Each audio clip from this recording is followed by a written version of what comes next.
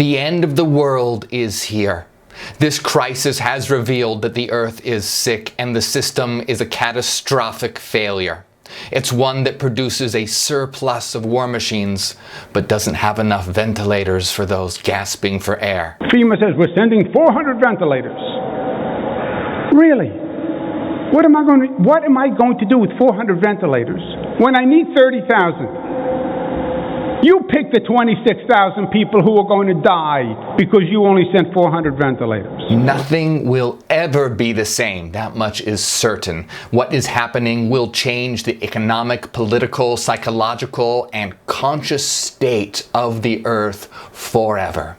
The question is, what kind of change will it be? Will it be a positive change or a negative change? This is up to us right now. Humanity can be the cure, or it can be the cancer. The end of the world as we know it may be here, but with every end comes a new beginning. Let's discover what this new world could look like and what you can do, what we can do to make sure that we enter into a new, beautiful, unified world rather than a dystopian nightmare. My name is Morgue, and if you are new here, join our War of the Mind and watch us wake up the world by subscribing now. My content is controversial, so make sure you hit the bell so you'll be notified when something new comes out. The events in our world has clearly shown that our system has failed. Capitalism does nothing but look out for big business and corporations and leaves the people to fend for themselves against a horrifying nightmare that is befalling and afflicting the planet.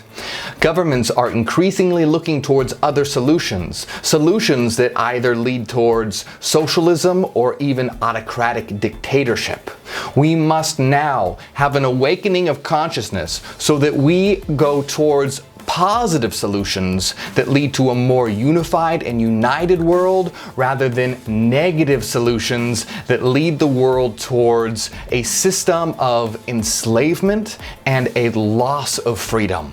We must look towards that which gives us a maximization of freedom for us as a collective. The answer does not lie in socialism or capitalism.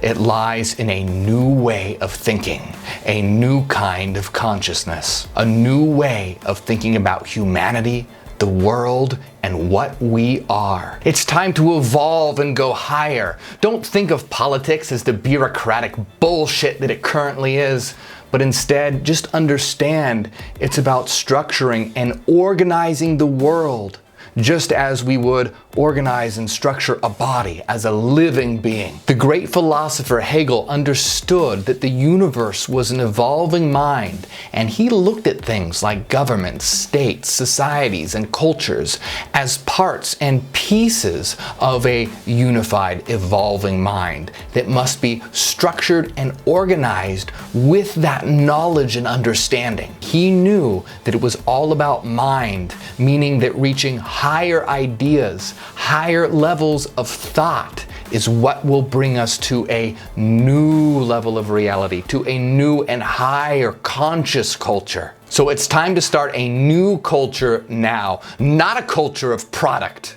but a culture of consciousness, a culture of life. Now is the time to be smart and realistic. I know that there are many out there who want a utopian society where everyone can govern themselves and there is no money, where we are free to explore our world in whatever way we so will. However, we must be realistic and transition to that. We need an intermediary step, a system that will get us to that end result. We can't jump to the end right away. What steps can we take to get us from the nightmare that the world is now to a society of gods and goddesses? What needs to happen is a dialectical synthesis of opposing ideas. What is the dialectic? The dialectic, to put it very simply, takes two opposing ideas, takes the best elements, the best pieces from both of those ideas, and combines them together to create a third idea that is higher and above and superior to the two ideas that it was formed from. So it's not about socialism, it's not about capitalism, just even forget those words exist. It's about looking at what works and what doesn't, and combining them together to create a third and higher idea. An idea that transcends these limited definitions that people put in place to divide. The German word aufheben means to create, destroy, and go above, all at the same time. And this is what we must do. We must look at the ideas on the table, destroy the bad elements of all of them, and create something that is above and higher all of them by incorporating the best elements that each one offers. We need elements of socialism, such as universal healthcare, universal education, enough resources for everyone so that they can live a healthy life without worrying about losing their home. We also need some elements of capitalism, where healthy competition is allowed to grow so that people have an incentive to be able to grow, and where they are rewarded according to their achievements. However, we also need to put limitations on those elements so that we don't have a tyrannical billionaire class arise that destroys the world and puts profit over people. The thing that I really want to do here is to get away from these divisive words like socialism and capitalism, these concepts that people will argue about semantics and they'll miss the big picture. It's not about being, well, I'm a socialist or I'm a capitalist. It's not about that. It's about changing the mindset of how we view the world. For example, under a capitalistic mindset, the world is viewed as this machine, this corporation, this factory that is just producing and churning out profit, churning out products that ensure that the billionaire class flourish while the rest of the world burns. So don't let these words and definitions deter you. Think about the effect, think about the mindset, and think about what we can create. Don't think, oh, I don't like that idea just because it's a socialist idea, or I don't like that idea just because it's a capitalist idea. No. That's not what it's about. It's about looking at what we can do, regardless of these definitions, to create a new world. And what we need to do is create a world that is no longer viewed as a machine and a factory, but a world that is viewed as a united, living mind, a living body, an organism of life, so that we are putting life above profit, so that we are putting people above profit. And we need this system. We need this system of transition to get us to a brilliant new world. So when we think of the world as a living body and a living mind, we will structure it completely differently. The world structured as a living body. Imagine a body. Each piece of the body is different, but it has its place.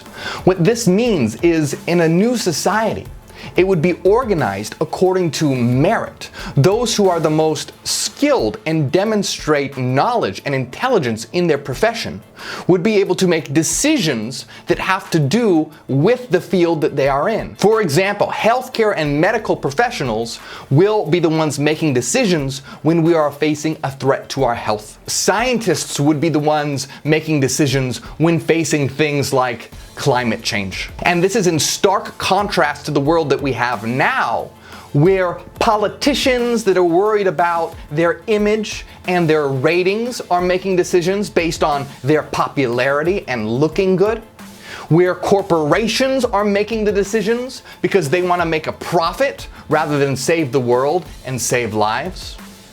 This is why those who are making decisions in a world that is structured like a living organism, instead of a factory, instead of a machine, instead of a corporation, would be making decisions based on the health of that body and according to the intelligence of the individual who is trained and educated in their field. Those that wish to be leaders must be meritable. They must demonstrate that they have the skills to lead. They must be compassionate. They must show that they have the will and the good of the collective, of the world as a whole at the forefront of their mind.